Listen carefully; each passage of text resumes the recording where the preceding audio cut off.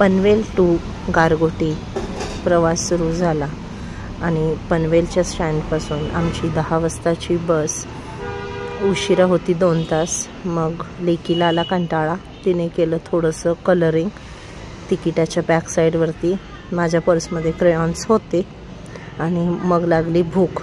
मग स्नेहल केक्सचा मावा केक खाल्ला आणि आम्ही पोचलो कोल्हापूरला।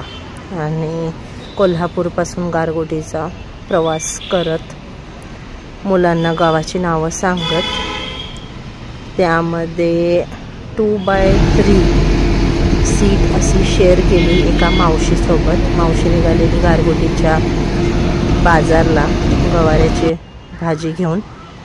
तसंच सुंदरपैकी गारगोटीचं बस स्टँड बघितलं आणि माझा नवरा सांगतोय पनवेल बस स्टँड आणि आपलं गारगोटीचं बस स्टँड बघा काय फरक आहे।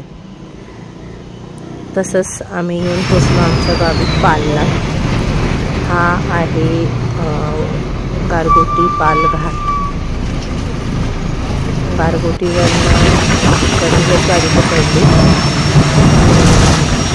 घाटामध्ये लोकांनी जे गार्बेज टाकून घाण केलं ते बघून खूपच वाईट वाटलं।